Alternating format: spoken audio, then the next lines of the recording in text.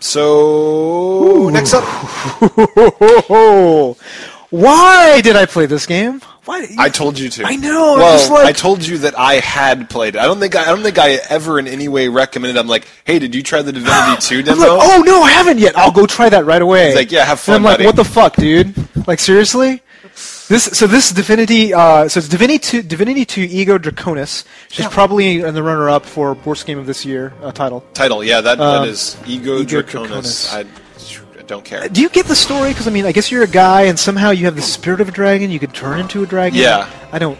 Do you ride dragons? Like, what is it with you and dragons? I don't know. I was really trying to follow the bullshit. Yeah.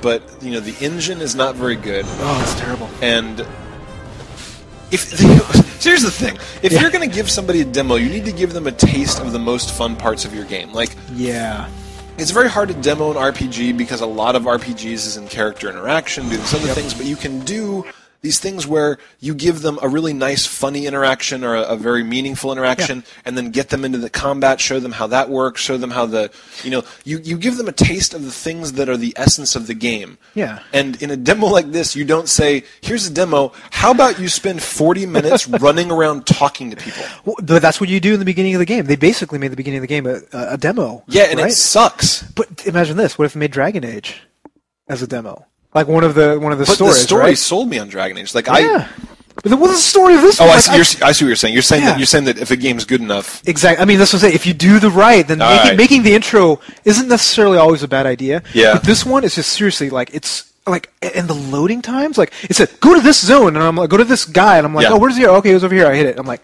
20 seconds later. Yeah. I go into a room this big. Yeah. And he's not in that room.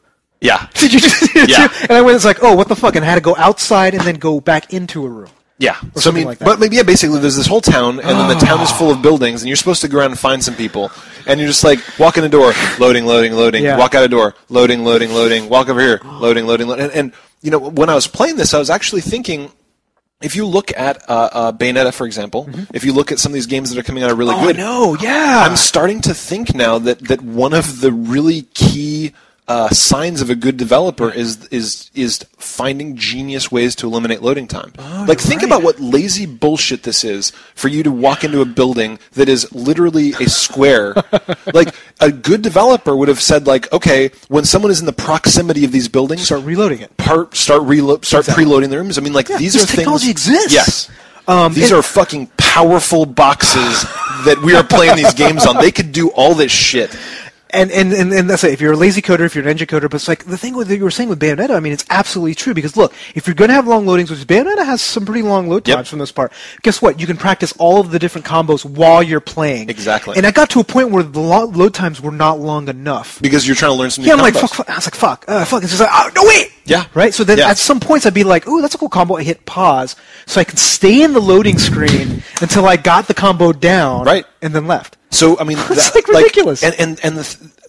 Think of it sounds like such a simple thing, but to make you really not mind loading times is an absolute sign of a top-notch developer that has spent time and thought and effort to say, like, we want every second of this game to be pleasurable, no matter how hard it is for us to do that. Exactly. And it's just like, it's polished. It all boils down to the best game developers will either demand the time or schedule the time and say, we are going to make this the most awesome. Take any of the sharp edges and just rough them down. And anywhere.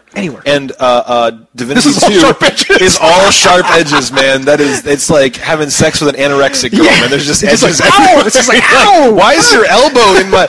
Wow. Oh, is that a rib? Is that a rib? I thought that was a nipple. Jesus. Yeah, it's just crap. Like the loading times were crap. The story was crap. The engine was crap. It looked like crap. And like the combat too. It felt like I was playing WoW, where I was just like hitting a button. Yeah. I'm playing a console RPG. Yeah. Combat should not be this shitty. So So that was a bad demo.